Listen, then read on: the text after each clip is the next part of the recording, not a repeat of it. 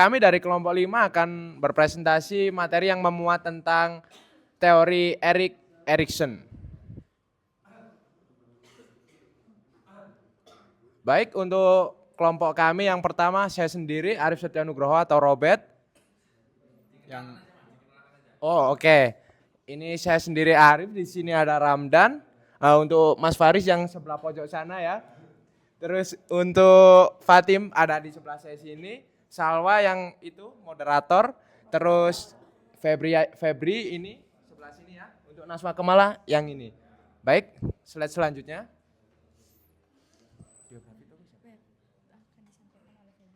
Baik, untuk biografi tokoh akan disampaikan oleh rekan kelompok saya yaitu Febri. Di sini saya akan membacakan biografi tokoh Erik Erikson. Erik Erikson adalah seorang psikologi terkenal dalam bidang psikologi kepribadian yang memiliki latar belakang yang menarik yang sangat mempengaruhi teorinya, terutama dalam hal identitas dan perkembangannya. Erikson lahir di Jerman pada tahun 1902 dengan nama Erik Salomonsen, namun kemudian mengganti nama belakangnya menjadi Erikson ketika pindah ke Amerika Serikat, yang mencerminkan pencarian identitas pribadi yang menjadi tema utamanya dalam karyanya.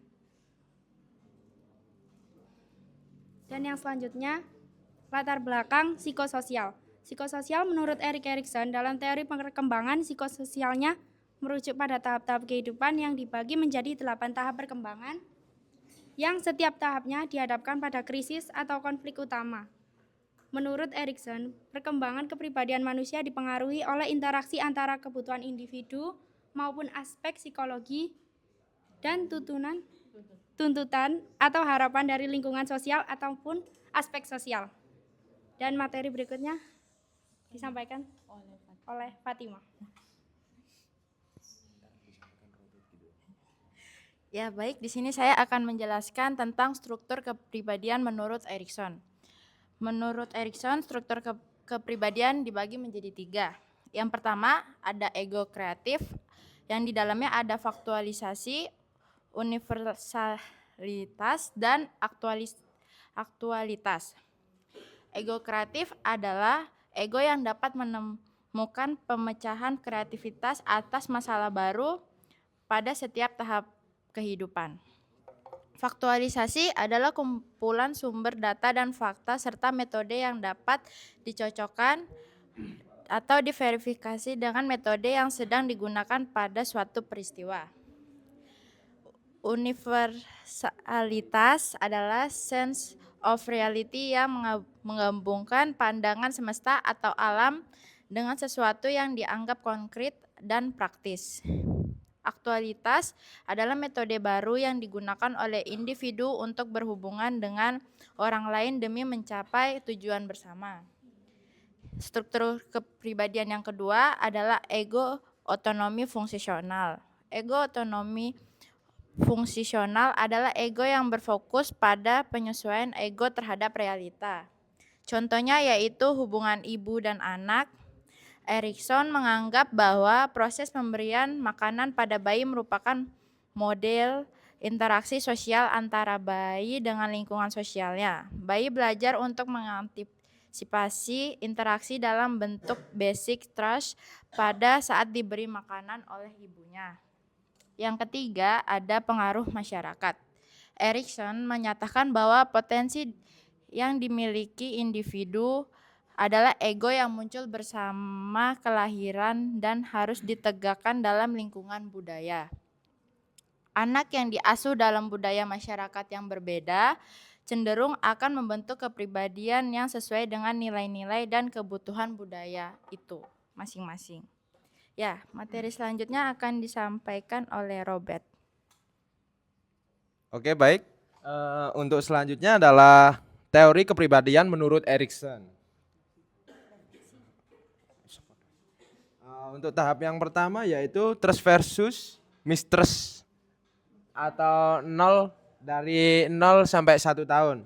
Dalam tahap ini bayi berusaha keras untuk mendapatkan pengasuhan dan kehangatan. Jika ibu berhasil memenuhi kebutuhan anaknya, sang anak akan mengembangkan kemampuan untuk dapat mempercayai dan mengembangkan asa atau hope. Untuk tahap berikutnya yang kedua yaitu autonomi versus shame and doubt.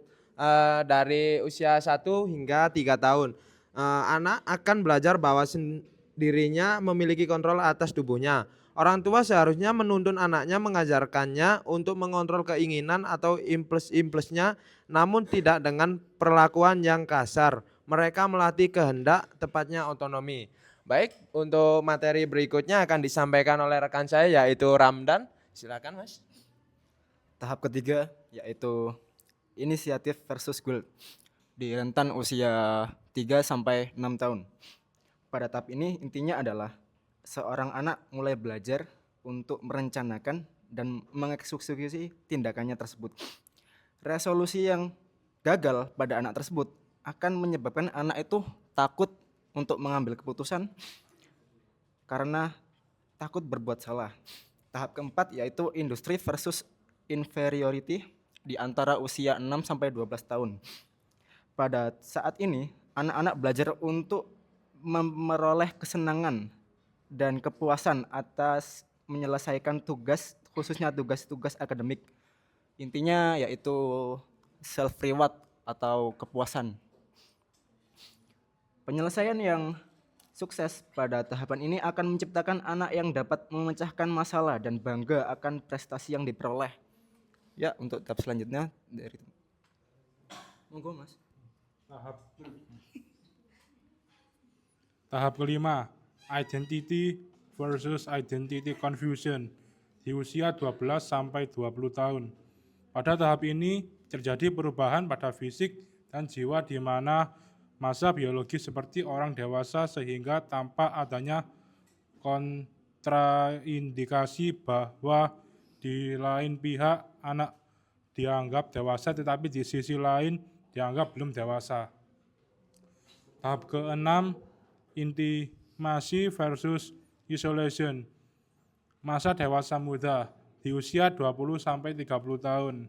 Dalam tahap ini, orang dewasa muda mempelajari cara berinteraksi dengan orang lain secara lebih mendalam. Ketidakmampuan untuk membentuk ikatan sosial yang kuat akan menciptakan rasa kesepian. Bila individu berhasil mengatasi krisis ini, maka keterampilan ego yang akan diperoleh adalah cinta.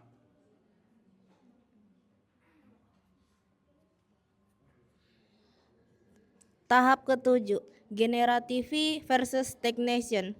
Masa dewasa menengah dari usia 30 sampai 65 tahun. Pada tahap ini, individu memberikan sesuatu kepada dunia sebagai balasan dari apa yang telah dunia berikan untuk dirinya. Juga melakukan sesuatu yang dapat memastikan kelangsungan generasi penerus di masa depan. Pada tahap terakhir, ke-8, ego integrity versus despair. Masa dewasa akhir dari 65 tahun sampai ke atas. Pada usia lanjut ini, mereka juga dapat mengingat kembali masa lalu dan melihat makna, ketentraman, dan integritas. Refleksi ke masa lalu itu terasa menyenangkan dan pencarian saat ini adalah untuk mengintegrasikan tujuan hidup yang telah dikejar selama bertahun-tahun.